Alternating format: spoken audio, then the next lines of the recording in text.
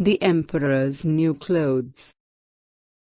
Many years ago there was an emperor so exceedingly fond of new clothes that he spent all his money on being well dressed. He cared nothing about reviewing his soldiers, going to the theater, or going for a ride in his carriage, except to show off his new clothes. He had a coat for every hour of the day, and instead of saying, as one might, about any other ruler, the kings in council, here they always said, "The emperor's in his dressing room." In the great city where he lived, life was always gay. Every day many strangers came to town, and among them one day came two swindlers. They let it be known they were weavers, and they said they could weave the most magnificent fabrics imaginable. Not only were their colors and patterns uncommonly fine, but clothes made of this cloth had a wonderful way of becoming invisible to anyone who was unfit for his office, or who was unusually stupid. "Those would be just the clothes for me," thought the emperor. "If I wore them I would be able to discover which men in my empire are unfit for their posts. And I could tell the wise men from the fools. Yes, I certainly must get some of the stuff woven for me right away." He paid the two swindlers a large sum of money to start work at once. They set up two looms and pretended to weave, though there was nothing on the looms. All the finest silk and the purest old thread which they demanded went into their traveling bags, while they worked the empty looms far into the night. "I'd like to know how those weavers are getting on with the cloth," the emperor thought, but he felt slightly uncomfortable when he remembered that those who were unfit for their position would not be able to see the fabric. It couldn't have been that he doubted himself, yet he thought he'd rather send someone else to see how things were going.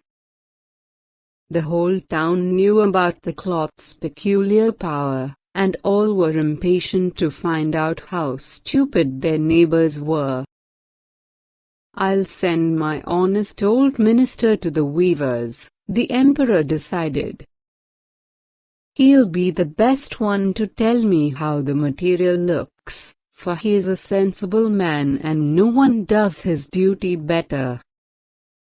So the honest old minister went to the room where the two swindlers sat working away at their empty looms. "Heaven help me," he thought as his eyes flew wide open, "I can't see anything at all." But he did not say so. Both the swindlers begged him to be so kind as to come near to approve the excellent pattern, the beautiful colors.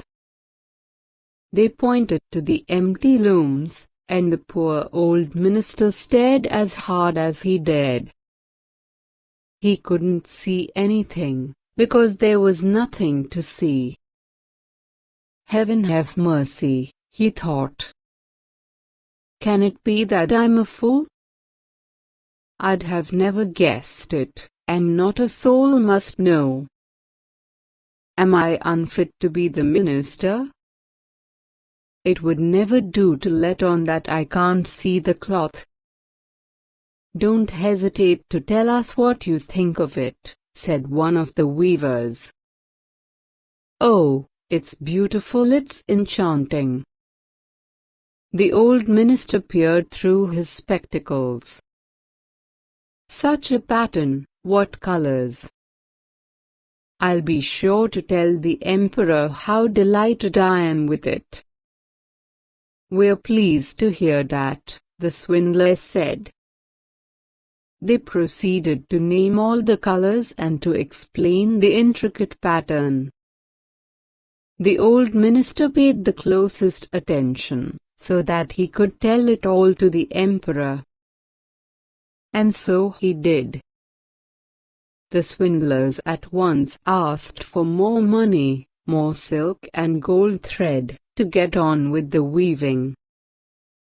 But it all went into their pockets. Not a thread went into the looms, though they worked at their weaving as hard as ever. The emperor presently sent another trustworthy official to see how the work progressed and how soon it would be ready.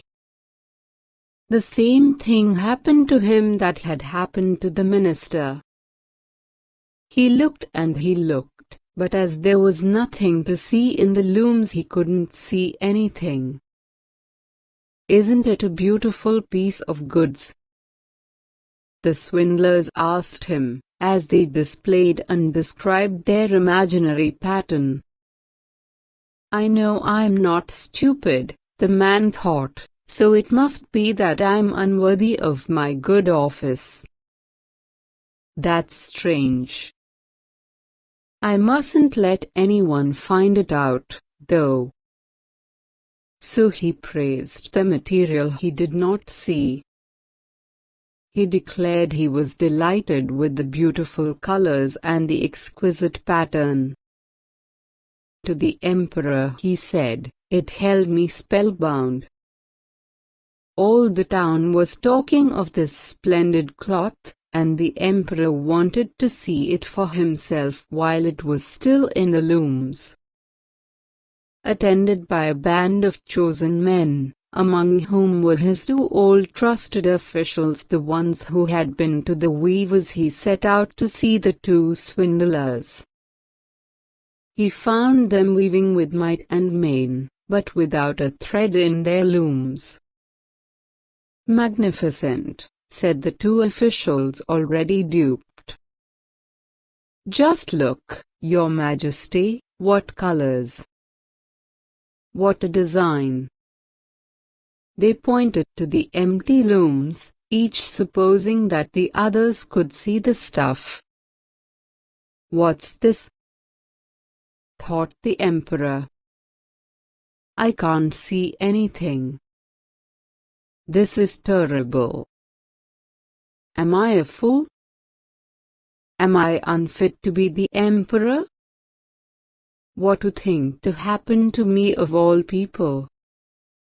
Oh, it's very pretty," he said. "It has my highest approval." And he nodded approbation at the empty loom. Nothing could make him say that he couldn't see anything. His whole retinue stared and stared. One saw no more than another, but they all joined the emperor in exclaiming, "Oh, it's very pretty," and they advised him to wear clothes made of this wonderful cloth especially for the great procession he was soon to lead.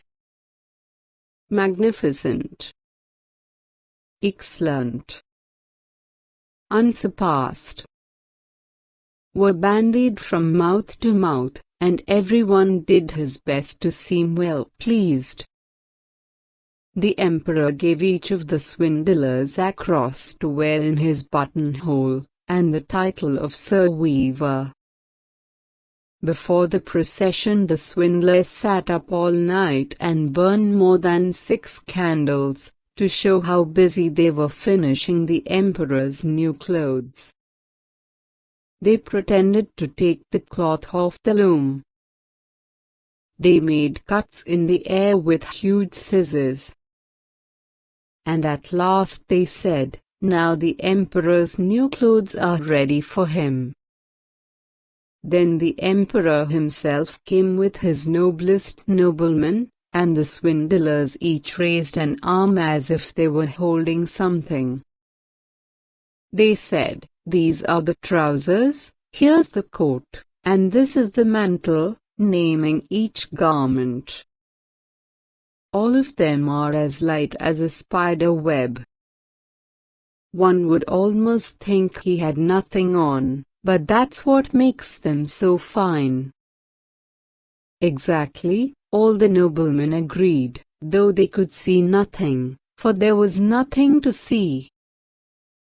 If your Imperial Majesty will condescend to take your clothes off, said the swindlers, we will help you on with your new ones here in front of the long mirror. The emperor undressed, and the swindlers pretended to put his new clothes on him, one garment after another.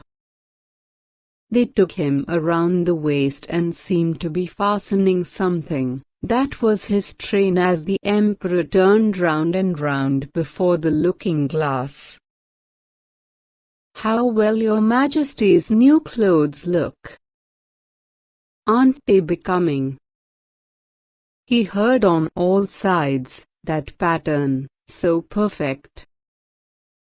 Those colors, so suitable. It is a magnificent outfit. Then the Minister of Public Processions announced, Your Majesty's canopy is waiting outside. Well, I'm supposed to be ready, the Emperor said, and turned again for one last look in the mirror. It is a remarkable fit, isn't it? He seemed to regard his costume with the greatest interest. The noblemen who were to carry his train stooped low and reached for the floor as if they were picking up his mantle. Then they pretended to lift and hold it high. They didn't dare admit they had nothing to hold. So off went the emperor in procession under his splendid canopy. Everyone in the streets and the windows said, Oh, how fine are the emperor's new clothes! Don't they fit him to perfection? And see his long train. Nobody would confess that he couldn't see anything, for that would prove him either unfit for his position, or a fool. No costume the emperor had worn before was ever such a complete success. But he hasn't got anything on, a little child said. Did you ever hear such innocent prattle? Said its father. And one person whispered to another what the child had said, he hasn't anything on. A child says he hasn't anything on. But he hasn't got anything on. The whole town cried out at last. The empress shivered, for he suspected they were right. But he thought, this procession has got to go on. So he walked more proudly than ever, as his noblemen held high the train that wasn't there at all.